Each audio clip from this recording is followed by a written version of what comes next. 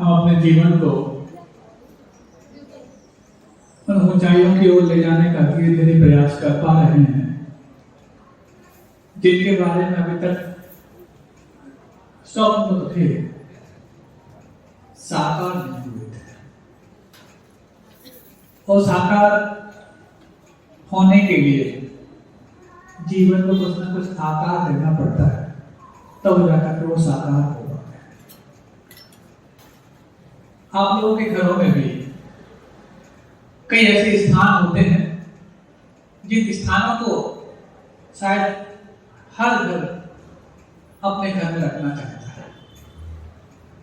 जैसे एक बैठक होती है जिसको आप ड्राइंग रूम या फिर कुछ और भी नाम दे सकते हैं। एक बेडरूम होता है, किचन होता है और कबाड़ खाना भी होता है। हर व्यक्ति के जीवन में, और जीवन तो बात की बात है, उसके घर में चीजें होती है। कम से कम ये 4 चीजें तो होती ही हैं। इसके अलावा बहुत सारी चीजें और भी होती है जिसकी जैसी सामर्थ्य वैसे पड़ता है। लेकिन ये कुछ प्रतीक हैं जो हमारे जीवन को कुछ ना कुछ इंडिकेट करते हैं। बैठक है, किसी के घर में भी बैठक में वो चीजें अवश्य होती हैं जो उनकी उपलब्धियां गिनाने के लिए आवश्यक होती हैं। सर्टिफिकेट्स रखे होंगे, ट्रॉफीज रखी होंगी, कप्स रखे होंगे, मांगलिक कलश रखे होंगे, चातुर्मास कलश रखे होंगे।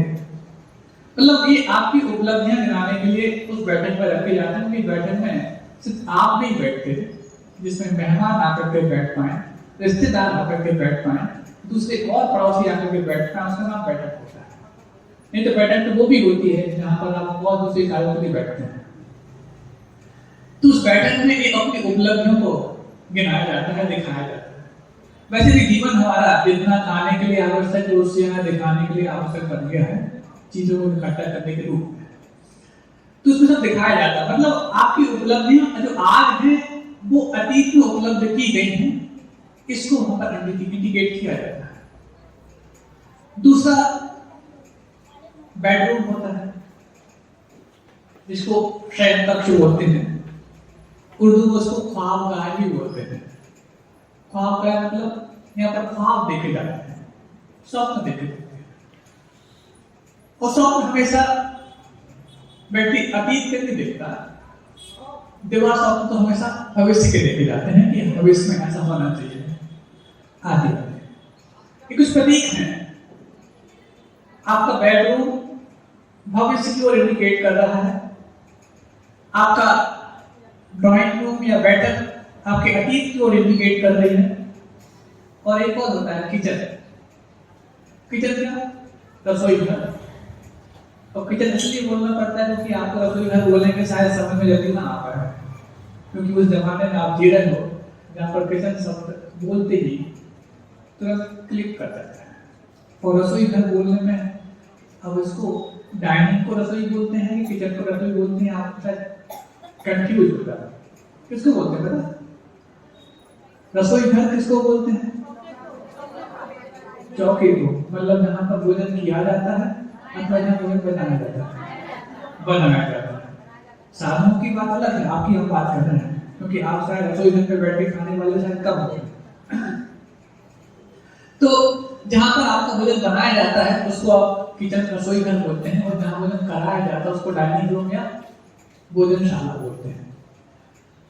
तो ये क्या बताते हैं कि अपने जीवन चलाने के लिए भोजन आवश्यक है, और जीवन चलाना है, भोजन करना है, तो जो भोजन जहाँ बनाया जाता है उसको किचन है। मतलब ये इंडिकेट कर रहा है कि वर्तमान में क्या आपको जीना है तो कुछ ना कुछ जीवनों की भी चीजें आपके पास होनी चाहिए। सबसे पहला भोजन।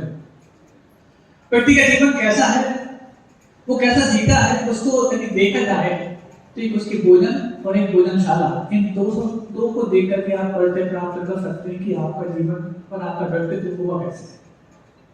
सिर्फ दो को देख के, हाँ, सिर्फ आप दो को देख के समझ सकते हैं कि आपका व्यक्तित्व कैसा है, आपका भोजन करने का तरीका, आपका भोजन, और दूसरा आपकी भोजनशाला।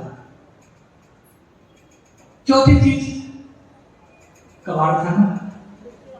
अब ये कबाड़ खाना अलग से बनाया नहीं जाता, ये अपने आप बन जाता है। कोई भी अपने घर में कोई अच्छा महल बना रहा हो, चाहे मकान है, बंगला बना रहा हो, कुछ भी बना रहा हो, तो कबाड़ खाने की व्यवस्था नहीं करता है। वो तो अपने आप जहां पर जिस रूम का उपयोग नहीं होता है वहां कबाड़ खाना अपने आप इकट्ठा होने लग जाता है। कभी किसी ने बैठक में कबाड़ खाना इकट्ठा किया हो, किचन में किया हो, लेकिन उस कबाड़ खाने को बनाते इसलिए हैं क्योंकि बहुत दिन तक रखना नहीं है, जल्दी जल्दी निकालते जाना है, इस जल्दी बेचना है, और दिवाली आ जाए तो ज्यादा खास भाव मिल सकता है, इकट्ठे किया करते हैं, स्क्रैप जिसको बोलते हैं। और नागपुर वाले तो फेमस हैं स्क्रैप में। अरे इन्होंने तो कई लोग तो ऐसे हैं जिन्होंने अपनी दुकानों की स्क्रैप को बेच करके बिल्डिंग खड़ी कर ली, इतना स्क्रैप निकलता है, और ये निकलता है तो बेचना भी पड़ता है। क्या उसमें भी बात नहीं। तो ये चार चीजें क्या इंडिकेट कर रही हैं? अब इसको एक तो आपके घर की चीजें हमने बता दी, घर के वो रूम्स और स्थान बता दिए। अब आप इन चीजों से अपने जीवन में किन किन स्थानों के साथ जुड़े हुए होते मैं दिखाना चाहता हूं। आपका एक जीवन, आपकी सोच, आपका विचार एक ऐसा भी होता है कि आप अपनी उपलब्धियों के बारे में गौरवान्वित होते रहते हैं, जो आपकी मेमोरीज के रूप में रहती हैं, पास्ट के रूप में रहती हैं। ऐसी आप चीजों को बता करके अपने उपलब्धियों को बना करके दूसरों को खुद पर विश्वास करने का जरिया बना देते हैं, क्योंकि आपकी उपलब्धियां शायद जल्दी आप पर विश्वास करने के लिए कारण बन सकती हैं, बजाय कि आपका वर्तमान का बिहेवियर। लेकिन शायद इसमें आपको थोड़ा सा कंफ्यूजन हो सकता है, मैं इसको आगे बताने वाला हूं। दूसरा, आप अपने भविष्य के बारे में आकांक्षाओं में डूबे रहते हैं, आपके विचार ऐसे भी चलते हैं, क्या करना है, जैसे क्या करेंगे जिससे मुझे ऐसा मिल जाए। ये जो भी अभी कर रहे हो तो उसके बदले में आपको आकांक्षाएं, अपेक्षाएं, एक्सपेक्टेशंस ये सब जुड़ती चली जाती हैं। ये भी आपके विचारों का एक रूप है जो आपके जीवन को जीने के लिए कारण बनता है। और तीसरा होता है, आप तो दिन भर जोड़ किया करते हैं, अर्निंग्स किया करते हैं, बच्चे पढ़ भी रहे हैं तो पहला लक्ष्य उनको अर्थोपार्जन करना है, और अर्थोपार्जन यदि कर रहे हैं तो दौड़ भी करनी पड़ती है, दौड़ करनी पड़ती है तो इस तरह की लागत करनी पड़ती है। मतलब आप वर्तमान के भी जीवन में विचार रखते हैं। अब ये तीन तो हो गए आपके अतीत, अनागत और वर्तमान, इन तीनों को बताने वाले हैं। एक और आपका कॉर्नर होता है जीवन में जहां पर अनचाहे चीजें इकट्ठी हो जाया करती हैं, इसकी व्यवस्था व्यक्ति करता नहीं लेकिन हो जाया करती हैं। और जब वो हो जाया करती हैं तो फिर उनकी साथ संभाल भी करनी पड़ती है, उनके लिए जीवन में अपना स्थान भी देना पड़ता है, और फिर उनके लिए कैसे बेचा जाए, कैसे उनको अलग किया जाए, इन सब के लिए भी मेहनत करनी पड़ती है। वो क्या है? आपके मन में उठने वाले ऐसे विचार, क्रोध, मान, माया, लोभ, मत्सर, काम, इत्यादि, ये सब इकट्ठे नहीं करने होते, क्योंकि ये सब चीजें विचारों के रूप में संस्कार के साथ साथ कैरी फॉरवर्ड हुआ करती हैं।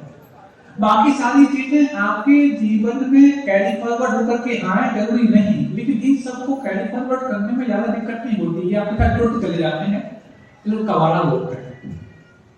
आप व्यक्ति बाकी तीन चीजों के बारे में तो ठीक है, किस्मत से आपके एक ऐसा स्थान मिल गया जो आपके जीवन को और आपके घर को कोरिलेट करता है। ध्यान से सुनना, आपकी घटती बात है और आपकी घटती बात है। तो अब वो कबाड़ खाना जो क्रोध, मान, माया, लोभ, मत्सर आदि आदि, काम, देश, साथ इत्यादि के रूप में इकट्ठा हो गया है, सबसाइड कैसे करता है? सबसे पहले चार कषाय, क्रोध, मान, माया और लोभ। किस कषाय को आप बहुत आसानी से दूर कर सकते हो? मैं ये नहीं पूछ रहा हूं कि कौन सी कथाएं आपके पास आसानी से आ जाती है, मैं ये पूछ रहा हूं किस कषाय को आप बहुत आसानी से अलग कर सकते हो। आसानी से आने की बात जहां तक है तो सब जानते हैं कि मान कषाय मनुष्य का सबसे प्रथम आने का जज्बा रखता है। वो तो चारों कषाय चारों गतियों में हुआ करती हैं, लेकिन एक एक कषाय हर गति में प्रमुखता से हुआ करती है। मनुष्यों में मान, आप लोग कौन है? पक्का ऐसा भी कुछ चीजें ऐसी हो जाती है आपके बारे में पूछा जाए कि आप क्या पहने हैं तो देखते हैं क्या पहने हैं, कई बार बच्चों से पूछ लो टी शर्ट पे क्या लिखा हुआ है, तुमको पता ही नहीं होता। कई बार पहन रखी हो टी शर्ट, लेकिन वो देख के बता पाते हैं कि यही लिखा हुआ होता है। ना खरीदते वक्त देख पाते हैं, ना पहनते वक्त देख पाते हैं, जब कुछ दूसरा टोक दे तब देख पाते हैं क्या लिखा हुआ है। ऐसे यदि आपको पूछना पड़ जाए कि आप कौन हैं, तो सोचना ना पड़े कि आप मनुष्य हैं, क्योंकि आप मनुष्य हैं और उसके पहले जीव द्रव्य है। ये सब सोच आपके जीवन में बहुत कम आ पाती है। आप कौन हैं, तो पहला सा उत्तर मिलता है, मेरा नाम ये है। शायद ये कौन है इसका उत्तर सही नहीं है, इसके बारे में चर्चा तो पहले कर चुके हैं। तो अब मान जो कषाय है वो प्रमुखता से मनुष्यों में, माया कषाय प्रमुखता से त्रियंत्यों में, क्रोध कषाय प्रमुखता से नरकों में, और लोभ कषाय प्रमुखता से देवों में हुआ करती है। यूं तो चारों कषाय चारों गतियों में हैं, लेकिन प्रमुखता की बात है कि आप किस कषाय को बहुत जल्दी अपने पास पा लेते हैं। और मान कषाय इसलिए जल्दी आ जाती है क्योंकि संकीर्ण विचारधारा जो मान को उत्पन्न करने का सबसे पहला प्रारूप है, वो व्यक्ति के जीवन में सबसे पहले आ जाती है। छोटे बर्तन में बड़ी चीज रखते हैं, अकड़ती है, फंसती है, इसी अकड़ का नाम मान हुआ करता है।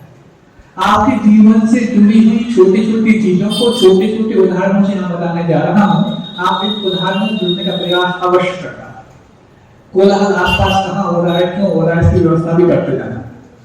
तो हाँ, लेकिन वो कोलाहल नहीं आपको डिस्टर्ब कर रहा तो कोई बात नहीं, यदि कर रहा है तो आप स्वयं व्यवस्था करना उसको। तो मान है आधा क्यों छोटे बर्तन में बड़ी वस्तु रखते हैं, मान आ जाता है, अकड़न आ जाती है, और हमारे आसपास का सराउंडिंग इवन अपना नैरो कर लेते हैं। आई एम मिस्टर समथिंग, है नहीं है नथिंग, मान बैठे कहते थे, है नहीं एलिजिबल, मान बैठे अपने आप को सबसे बड़ा एलिजिबल। बस आ गया मान। कोई ज्यादा टाइम नहीं लगता मान को अपने पास लाने के लिए। मतलब इतनी आसानी से किसी सम्मान को पाने के लिए हम मेहनत नहीं कर पाते, उतनी आसानी से मान हमारे पास आ जाता है। सम्मान आता ना, किसी का सम्मान कर पाना बहुत कठिन है, लेकिन मान का आ जाना बहुत आसान है, क्योंकि मनुष्य मान का पुतला है। ऐसी अन्य गतियों में भी एक एक कषाय आसानी से आ जाती है। और जब मान को धक्का लगता था मनुष्य के, तो मान को धक्का लगते ही क्रोध खड़ा हो जाता है कि अरे तुमने ऐसा कर दिया। क्योंकि मान सबसे आसानी से धक्का पाता है इन दो कारणों से, कोई आपके हिसाब से चल ना रहा हो और कोई आपके हिसाब से आपको कह ना रहा हो, कर ना रहा हो अथवा कह ना रहा हो। किसी ने कुछ गलत कर दिया, गुस्सा आ गया, किसी ने कुछ गलत कह दिया, गुस्सा आ गया। ये तो सामान्य तो एक बानगी के रूप में आपको बताई हुई चीजें हैं। अब मान को धक्का लगा, गुस्सा आ गया, और जब गुस्सा हर किसी पे दिखाने की बात हो तो कोई बात नहीं, लेकिन यदि आप किसी बड़े के सामने हैं तो अपना दर्पण दिखाने के लिए गुस्सा नहीं बता पाओगे, अब फिर बायपास छोड़ोगे, जिसको मायाचारी बोलते हैं। और जब उससे कुछ मन में और जीवन में फल निकलने लग जाता है तो ये लोभ पैदा हो जाता है, हाँ ये ठीक था, मुझे पहले क्यों नहीं मिला। इसका मतलब उस मान के चलते चारों कषाय अपना काम शुरू कर दी। ये तो आने की बात होगी, लेकिन यदि इन चारों कषायों में सबसे आसानी से दूर करने की बात आए तो किस कषाय को आप दूर कर सकते हैं? क्योंकि मान को दूर कर पाना, क्योंकि मनुष्य है और प्रमुख कषाय है, इसको दूर कर पाने के लिए मेहनत ज्यादा करनी पड़ सकती है, अपने अंदर को बहुत झुकाना पड़ सकता है। लेकिन आसानी से कौन सी कषाय दूर हो सकती है? मान संभव नहीं। अगर मान कमजोर नहीं हुआ तो क्रोध कमजोर हो पाना भी कठिन है, और जब क्रोध से भागने में सबक सिखाने के लिए माया को दूर कर पाना भी थोड़ा सा कठिन है। लेकिन लोभ ऐसी चीज है, हालांकि इसको इकट्ठा करना बहुत आसान है, लेकिन इसको दूर करना भी उतना ही आसान है। अब लोभ को हम दूर करना चाह रहे हैं तो कैसे दूर करें?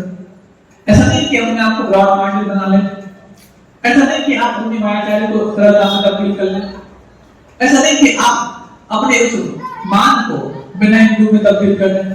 सबसे आसान है, आपने अपने आसपास जो जो लोग रखा है, क्या जो रखा महाराज, कुछ तो नहीं है।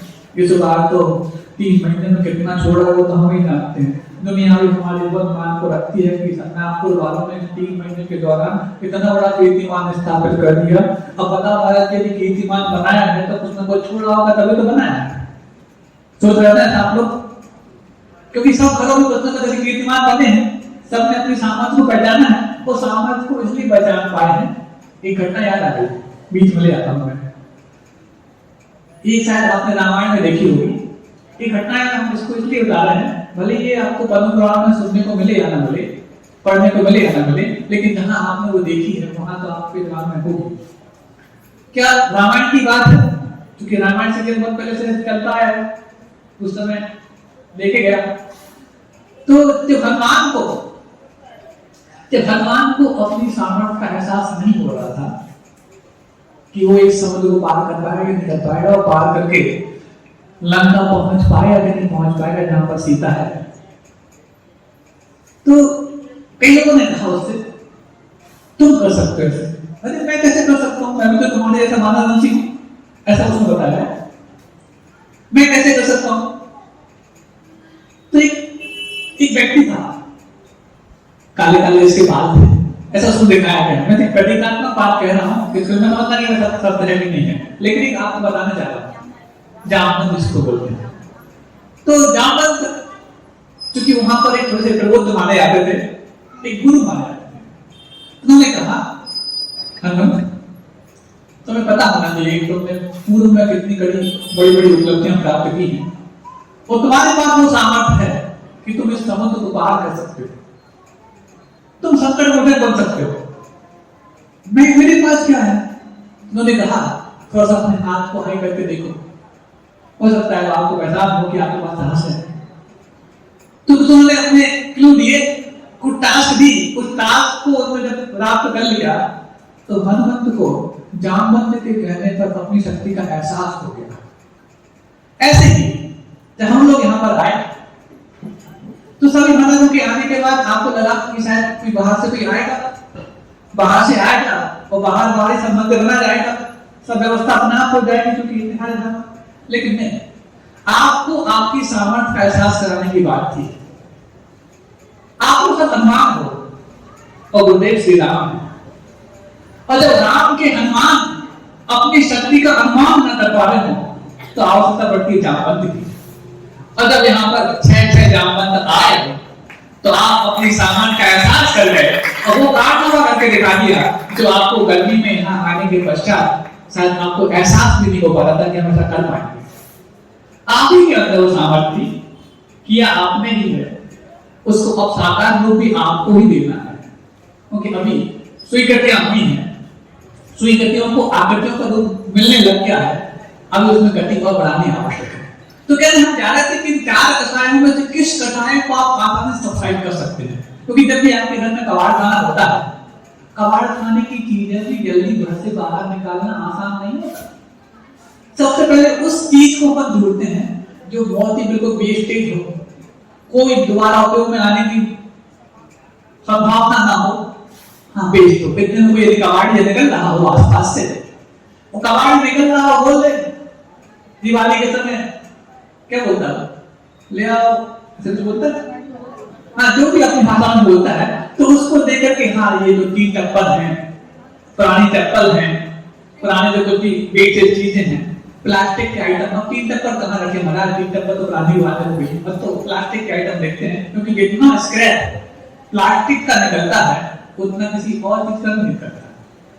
तो उसको हाँ क्या भाव लोग उसमें भाव ताव कर लेते हैं। ये भी सोच रहे होते हैं कि कबाड़ा ही तो है, लेकिन कबाड़ा देने के बाद भी कुछ और मिल जाए तो लोग बना रहता है, तो उस कबाड़े को निकालते जाते हैं। ऐसे निकालते हैं तो क्या लगता है उसके बाद, ठीक है इसको अलग कर दीजिए, फिर बहुत सारा आता है कि देखो वो पेस्ट इसकी चीजें बिकी 100 रुपए आ गए, अब वो 100 रुपए आप देते और फिर कुछ और चीज देते हैं कि 3 साल से देख रहे कुछ काम तो नहीं आ रहा है। वो बाल्टी रखी थी फालतू की, सोचते थे गमला बनाएंगे उसमें, लेकिन गमला में कहा कौन मिट्टी लाए, कौन पौधा लगाए, 50 और मिल जाएंगे, एक बाल्टी और बेच दो। ऐसे करते करते धीरे धीरे वो कबाड़ अपने अंदर से बाहर निकलता है। ऐसे ही जो आपके अंदर जो कुछ भी दुर्भावनाओं के, जो भी अनुपयोगी विचारों के जो कबाड़े हैं, उन कबाड़ों में से किस कबाड़े को निकालना आसान होता है, मैं आपको बताने जा रहा हूं। तो सबसे पहला लोभ का त्याग करना किसी निमित्त को लेकर के आसान हो जाता है। और वो जब सोचते हैं छोटा सा लोभ छूटा, बचपन में तारीफ हो गई, फिर हम लोग छूटा, बल्ले में हमारा आत्मविश्वास बढ़ गया, फिर हम छूटा और हमारे अंदर कुछ और स्वाद मिल गया, तो फिर बाकी और बड़े बड़े लोगों को छोड़ना भी आसान होने लग जाता है। और लोग जब छोड़ते हैं, जब एक वेस्टेज बाहर निकाला तो बाकी और वेस्टेज जो है, मान है, क्रोध है, माया है, मत्सर है, काम है, क्रोध आदि आदि, इन सबको निकालने की शुरुआत हो सकती है। लेकिन छोटा सा निकालते वक्त क्या मिल रहा है इसके बदले में, पता है? जब थोड़ा छोड़ते हैं कि हमें 1 लाख का दान करना है, बड़े लोग 50 लाख का दान करना है, और बड़े लोग 1 करोड़ का दान करना है, और छोटे लोग 1000 का दान करना है, सब सोचते हैं अपने हिसाब से, वो सोचते हैं बदले में क्या मिलेगा। सभी व्यक्ति आस्था वाले होते हैं ऐसा नहीं, लेकिन आस्था के साथ साथ वास्ता भी रखते हैं कि बदले में क्या मिलेगा। क्योंकि सिर्फ इतना सा वास्ता है कि बदले में हमारे लिए कर्म भेजना और पुण्य का अर्जन होने वाला है, उसको बदले में कुछ भी मिल जाए कोई फर्क नहीं पड़ने वाला। लेकिन ठीक है, आस्था होती नहीं बन पाई, लेकिन कुछ रिटर्न पाने की तो इच्छा होती है ना, तो क्या मिलेगा? इतना करने पर बेटी मिलेगी, किसी का मिलेगा, कि और कुछ मिलेगा, कि प्रतिमा मिलेगी, कि सीलिंग मिलेगी, कि कुछ और मिलेगा, सोचते हैं। अब फिर वो कंपेयर करता है आने वाले वालों से, क्यों तुम्हारी कितनी की है? इतनी आसान नहीं होती, क्योंकि पुजारी का दिल होना और एक व्यापारी का दिल होना, इसमें अंतर है। और व्यापार करने वाले व्यापारी का दिल अपने अंदर बनाए रखते हैं। ये बात अलग है कि इस आभा मंडल में आकर के व्यापारी पुजारी बन जाते हैं, ये बहुत अच्छी बात है। तो ऐसा होता रहता है। अब वो सोचता है तुम्हारी प्रतिमा इतनी बड़ी है, वो दिव्य से की है, और हमारी प्रतिमा तो इतनी छोटी है, वो उसकी राशि ज्यादा है। ऐसे मतलब बातें होती रहती है, और ये बातें होना इसलिए आवश्यक है क्योंकि इसी कंप्लीट हो जाते हैं। अब सोचो, वो जो पंचनारायण होते हैं और पंचकल्याण के दरमियान विधिनायक प्रतिमा, जानते हैं विधिनायक क्या होता है? जिस पर आचार्य परमेश्वर संस्कार करते हैं पूरे 3 मतलब तब कल्याण है, ज्ञान कल्याण है और मोक्ष कल्याण है। उस विधिनायक प्रतिमा की साइज कितनी होती है? इतनी सी होती है, 9 इंच की होती है। और जब उसको विधिनायक का जब सौभाग्य प्राप्त करने वालों की जब होड़ लगती है, तो हमें लगता है कि सामान से मूलनायक जो बहुत बड़े बड़े भी हैं, उनकी जितनी न्यौछावर उन्होंने की होगी, उससे भी ज्यादा न्यौछावर विधिनायक के लिए कर देते हैं। उस समय साइज की बात नहीं आती।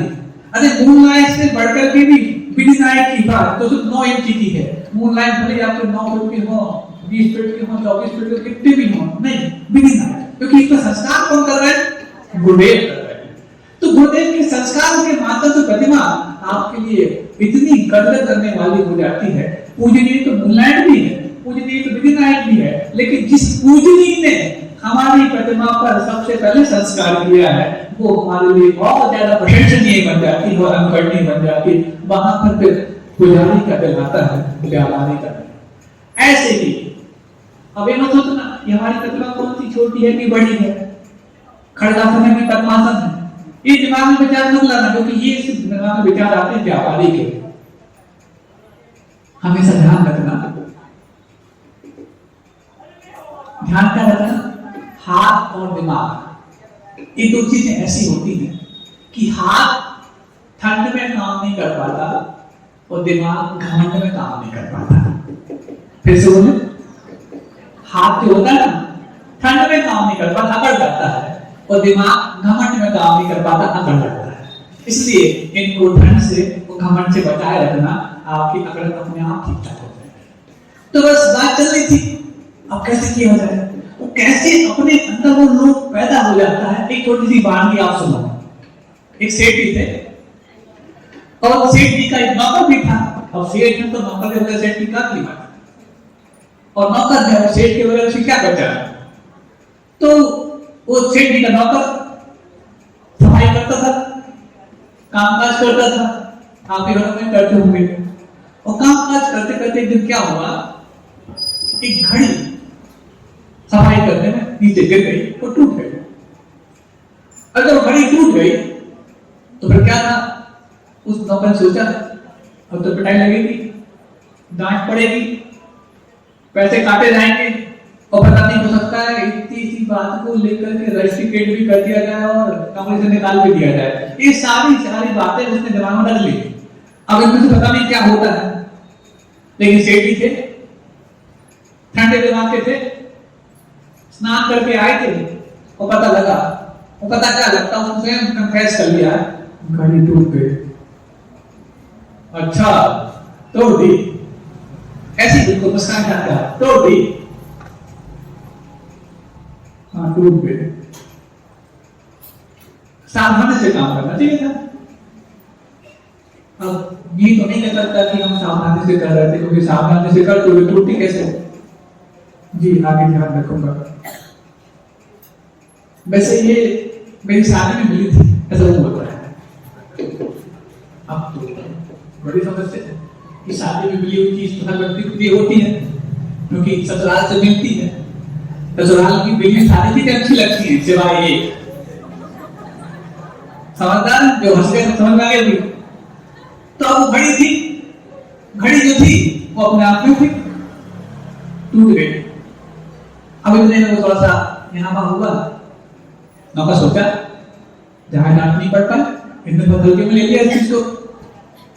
तो वो कहता है मैं जाऊं घर? हाँ जा सकते हो, लेकिन मैं सोच रहा था यदि ये घड़ी टूटती नहीं तो मैं तुम्हें दे देता।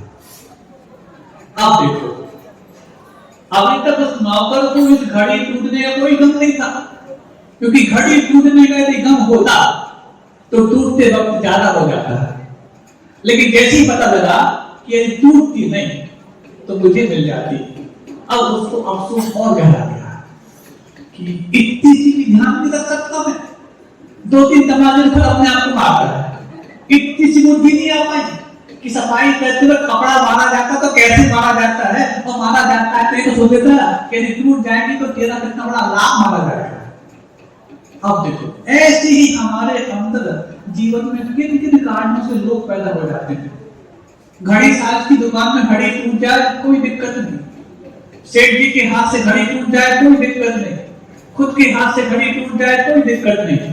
लेकिन यदि वो मिलने वाली थी और मुझे मिलने वाली घड़ी मेरे हाथ से टूट जाए तो लोग कहता है तुमने बहुत बड़ा अपराध कर दिया। ऐसे हमारे जीवन में वो रोग को आने के चांसेस हम इन छोटी छोटी बातों से बनाते चले जाते हैं, और कबाड़ खाने में इतना कबाड़ा इकट्ठा कर लेते हैं कि सबसे पहले कबाड़े में लिस्ट बनाई जाती है कि किस कबाड़ को पहले बाहर निकाला जाए।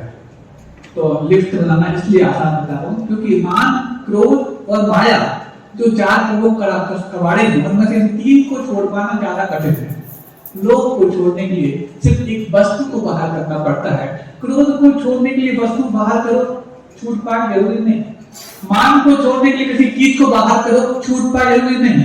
मायाचारी को छूटने के लिए कुछ चीज को बाहर करो, छूट पाट जरूरी नहीं। लेकिन लोभ को छोड़ने के लिए, लोभ छोड़ना किसी चीज को छोड़ने से बहुत आसान हो जाता है, और चीज को छोड़ करके यदि किसी विशेष जगह लग जाए तो बहुत बड़ा हमारे लिए अभिमान हो जाता है, और उस अभिमान और अभिमान के माध्यम से दूसरों के लिए हम ऐसा योगदान भी कर सकते हैं जिसको देख करके वो हमारे लिए आदर्श स्वीकार करें। इसीलिए इस लोक को छोड़ने के बाद इन मनुष्यों को करा करके बाकी सारी कठिनाइयों को छोड़ने का एक प्रारंभ बताया जाता है। क्यों लोग छूटा?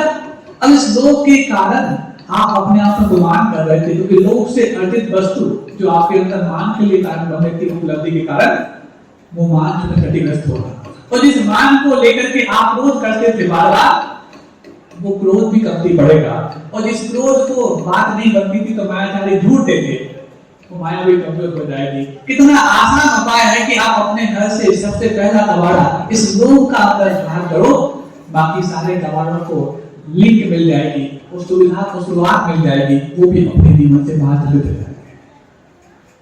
अब ये सब चीजें समझने के लिए पहले अपने अंदर एनालाइज करना पड़ता है, क्योंकि जब भी किसी प्रॉब्लम को फेस करके हम कॉम्प्रोमाइज कर रहे होते हैं, उसका कॉम्प्रोमाइज करने का एकमात्र कारण ठीक से एनालाइज नहीं करना, और एनालाइज कर लेते हैं तो उसको रियलाइज नहीं करना, और एनालाइज और रियलाइज के बावजूद भी प्रॉब्लम कॉम्प्रोमाइज हो रही होती है, मिनिमाइज नहीं हो रही होती, तो एक स्टेप और रह जाता है, एनालाइज, रियलाइज, एक्सरसाइज।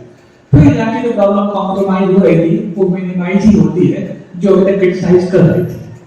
तो हमने एनालाइज किया, हमने अपने जीवन के वो 4 विभाजन किए जो हमारे विचारों के रूप में हुआ करते हैं, और उन 4 विचारों को अपने घर के 4 स्थानों से मैच किया।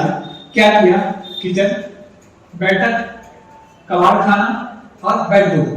ये चारों हमारे जीवन में, 3 तो हो गए हमारे अतीत, अनागत और भविष्य को, वर्तमान, भविष्य और भूत को इंडिकेट करने वाले, और चौथा हो गया जो हमारे जीवन में ना अतीत को साधता है, ना वर्तमान को साधता है, ना भविष्य को साधता है, और सिर्फ खुद को साध करके हमारी बुराइयों को साधता है। ऐसे उस कबाड़ खाने को कभी भी बनाता नहीं, अपने आप बन जाता है, लेकिन निकालने में, शुरुआत करने में टाइम बहुत निकल जाता है। और जब तक टाइम निकल जाता है तो फिर देखते हैं अच्छे आपने देखे होंगे, वो सुने भी होंगे, कभी न्यूज़पेपर पढ़े भी होंगे। क्या पढ़े होंगे? भिखारी जिस गंदे स्थान में, छोटा सा तो नहीं जहां पर 2 गलों के बीच में छोटी सी वो बन जाती है, क्या गली अपने आप बन जाती है, वो गली होती नहीं, यहाँ से वहां जाने का रास्ता नहीं होता, लेकिन बीच में गैप होता है। वहां पर इस तरफ का भी पानी गिरता है, इस तरफ का भी पानी गिरता है, और वहां पर एक नालियां बहती रहती है, गंदा स्थान है। वहां पर जाकर के कभी भिखारी, कभी पागल लोग रहा करते हैं, ठंडी की रात गुजार दिया करते हैं, बरसात में छत लगा लिया करते हैं, करते रहते हैं, वर्षों हो जाते हैं, फिर उसको टोकता भी नहीं। क्यों? वो तो वैसी अनुपयोगी स्थान है। लेकिन वहां जब वो उनका मान लो जीवन होते होते जीवन पूरा हो जाए, और जब म्यूनिसिपैलिटी वाले उनको वहां से उठाकर के और दिन हटा के ले जाते हैं, और जब वहां आसपास की जमीन की खुदाई करते हैं तो अथॉरिटी निकलते हैं। अब सोचो, अथॉरिटी के ऊपर बैठ करके वो व्यक्ति भिखारी बना रहा है। अथॉरिटी किसी दूसरे ने लाई थी, उसने इकट्ठी करके दे, अपने जीवन को भिखारी के रूप में जीता रहा अथॉरिटियों का मालिक। कहीं ऐसा हमारे साथ तो नहीं हो रहा है? हम कितनी बड़ी दौलत के मालिक हो सकते हैं, लेकिन अपने आप को भिखारी बनाए रखे हैं। कितने बड़े गुणों का भंडार हमारे पास हो सकता है, लेकिन दूसरों के कचरे के ऊपर बैठ करके हम प्रतीक्षा किया करते हैं, और कचरे के ढेर पर बैठ करके और सुकून की प्रतीक्षा करना कितना हास्यास्पद है। कहीं ऐसा ही हमारा जीवन हास्यास्पद तो नहीं बनता जाता? कि ऐसा नहीं, हम अपने जीवन में सब चीजों को पा करके हमेशा कुछ मांग, हमेशा कुछ याचना, हमेशा कुछ प्रार्थना उन चीजों की करते हैं जिनकी हमारे जीवन में कतई कोई आवश्यकता नहीं है। और यदि कर रहे हैं तो फिर सदाचार हमारे जीवन से कितना दूर है, इस बात को भी समझना पड़ेगा। जब सुनते हैं कि भिखारी भी अथॉरिटियों का मालिक था, उसको वो कचरा मानता रहा, क्योंकि उपयोग नहीं है तो हर चीज का कचरे के रूप में तो एक पैटर्न है। बच्चे जब घर में होते हैं, कंकड़ पत्थर इकट्ठा करते हैं, एक छोटी थैली ले लेते हैं, तब क्या बोलते हैं? अरे गंदा हो रहा है, कंकड़ पत्थर इकट्ठा कर रहा है। तो कुछ समझदार बच्चे होते हैं, कह देते हैं आप हमारे पूंजी को तो कंकड़ पत्थर बोलते हो, और खुद कंकड़ पत्थर इकट्ठे करके तिजोरी में रखते उसको पूंजी बोलते हो। क्यों? जिसका जिस चीज के बारे में कोई उपयोग ही नहीं है, वो कंकड़ पत्थर के अलावा और है ही क्या? वो बच्चे कंकड़ पत्थर जमा करके आपस में कुछ लेन देन किया करते हैं, खुशी मना लिया करते हैं, और तुम्हारा कंकड़ पत्थर तो ना दूसरी को देने देता है, ना कुछ उपयोग करने देता है, ना खुशियों काम आता है, ना संतोष के काम आता है, संकलेश के काम तो आता रहता है, सुरक्षा के काम। अब कैसे करें? किसी को पता लग जाए, जीएसटी लग जाए, इनकम टैक्स की रेट ना बढ़ जाए। हाँ, कुछ लोग ऐसे होते हैं कि इनकम टैक्स की रेट यदि बढ़ जाए और ज्यादा का यदि वहां पर मामला आ जाए तो अपने आप उनकी क्या कहते हैं, गुडविल बढ़ जाती है कि करोड़ों रुपए इनकम टैक्स की रेट में उनको पकड़े गए तो अब से वो करोड़पति माने जाएंगे, ऐसा उनकी पब्लिसिटी अपने आप हो जाती है। वैसे अपने आप को इतना बड़ा बताने के लिए तमाम इश्तेहार देना पड़ता, लेकिन रेट यदि बढ़ जाती है तो कम से कम लड़की वालों के रिश्ते अपने आप आने लग जाते हैं। जब रेट में करोड़ निकले तो फिर अरबपति तो कम हो गई होगा। कुछ लोग होते हैं, लेकिन उनके जीवन में यदि उस करोड़ों को दान करने की बात, लाख को दान करने की बात, 1000 को दान करने की बात आए तो फिर वो इतने अपने आप में असाधी पे बैठे हुए व्यक्तियों के जैसे होने लग जाते हैं। क्योंकि जब लड़की वाला आपके बेटे को देखने आता है तो किसी व्यक्ति के घर में कमी नहीं पड़ती, भले एक छोटी सी दुकान ना हो लेकिन फैक्ट्री का मालिक बताता अपने आप को, भले खाने को 2 वक्त की प्रोटीन ना हो लेकिन 5 स्टार होटल से दुकान आते रहते हैं, नौकर खाते हैं 5 स्टार होटल में, क्योंकि हमारे खाने का टाइम होटल में जाने का, इसलिए हम घर में खाते, लेकिन चीजें व्यवस्थित खाते हैं। और किसी प्रकार की भी उपलब्धि और उपाधि अपने जीवन में मिली हो ना मिली हो, लेकिन अपने आप की उपाधियों के इतने अंबार लगाने में जगते नहीं, लेकिन उसी के साथ कोई यदि निर्माण कमेटी सदस्य पहुंचा है। अब देखो दो व्यक्ति एक साथ कैसे आ गए। लड़की वाला देखने आया था बेटे को, उस समय तो उपलब्धि ना रहे थे, और यदि कमेटी वाला भी पहुंच जाए कि सेठ जी का चीज ले लो होता है एक्स्ट्रा, तो नहीं कमेटी का 2 साल धंधा भी चल रहा, लॉकडाउन में लगा था, ऊपर से पानी गिर गया, ये बात ना रेडकोट बिक गए थे पुराने जो पड़े हुए थे, और इन्फॉर्मेशन तो चला, लेकिन उसके बाद भी अंदर का लोग बोलता है। देखो समझना तो चाहिए, एक ट्रस्टी लोग को इतना समझ में नहीं आता, क्या निर्माण कमेटी वालों को समझ में नहीं आता कि जब घर में मेहमान लड़का देखने के लिए आए हैं, आपको पता जाता है, क्योंकि आपसे हमारा अलग व्यवहार होगा और इनसे हमारा अलग व्यवहार होगा, लेकिन ये दोनों व्यवहारों को जी करके हम अपने जीवन में सिद्ध करना चाहते हैं। यदि वही वाला व्यवहार जो आपके लड़के को देखने आए हैं, यदि कमेटी के सामने होने लग जाए तो दिक्कत क्या है? नहीं महाराज, फिर ज्यादा छूट जाएगा। तो आपको कबाड़ खाने को यदि कोई दूर करना चाहता है तो उसमें समस्या क्या है?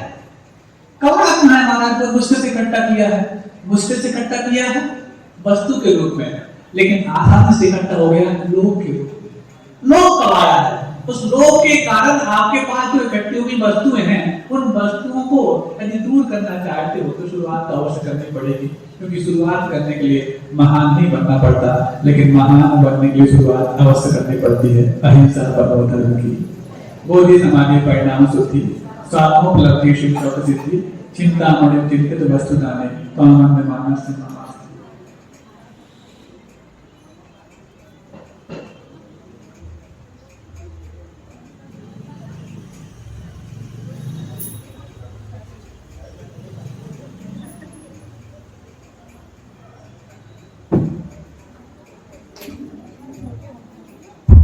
पूज्य श्री सौम्य सागर जी महाराज जी की जय।